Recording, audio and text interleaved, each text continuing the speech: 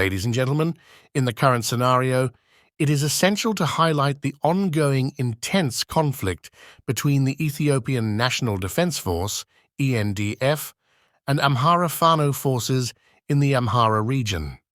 The situation is incredibly complex, with battles unfolding on numerous fronts, reaching a staggering count of approximately 15 active battle zones.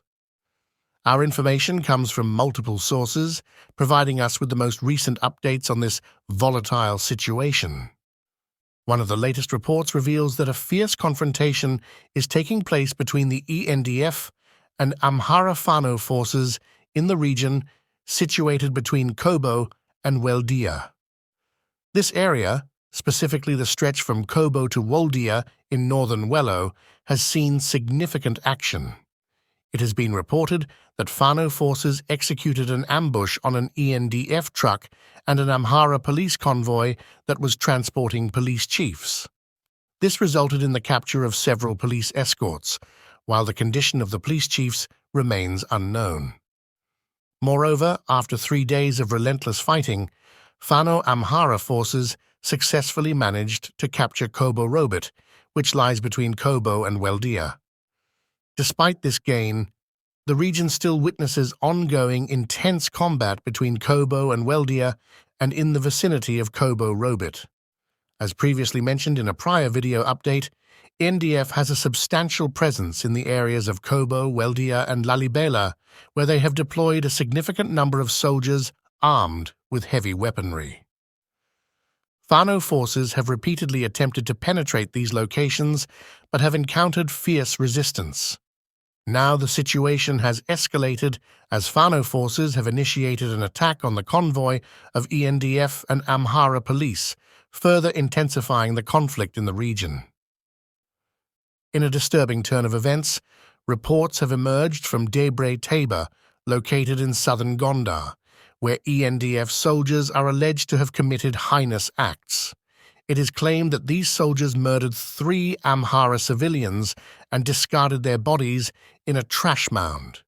Shockingly, several days later, these bodies were discovered having been partially consumed by wild animals, painting a grim picture of the brutality and atrocities associated with this conflict. In the ongoing conflict in the Amhara region of Ethiopia, the toll on innocent lives and communities continues to be devastating. Beyond the front lines of the military engagement, it's the civilians, especially the most vulnerable, who suffer the gravest consequences. The conflict has taken a particularly heart-wrenching turn as it has claimed the lives of 24 Abonate students, who are kindergartners, in the Bahir Dar diocese. The educational institutions have been disrupted, and the lives of these young, innocent children have been tragically cut short. In the past few months, the war in the Amhara region has exacted a heavy toll, not sparing even the youngest members of the community, including students in monasteries. The Bahir Dar and surrounding dioceses bear witness to the heartache, with at least 24 Abonate students hailing from 5 different locations losing their lives, and the death toll is expected to rise. These victims were students from the Adat Kiddist Kidanamiret, Kiddist Lideta Mariam Yabil Egziabiher, Abun Haradingil, and Kiddist Beata Le Mariam churches, leaving their families and communities in mourning.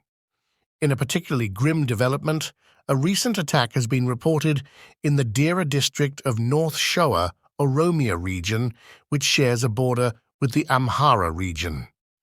This attack resulted in a tragic massacre that claimed the lives of around 300 innocent civilians. The OLF Shane, a militant Oromo extremist group operating under the guise of the Oromo Liberation Army, OLA, has been identified as the responsible party. The Ethiopian Human Rights Commission has been notified about the situation in the Dera district.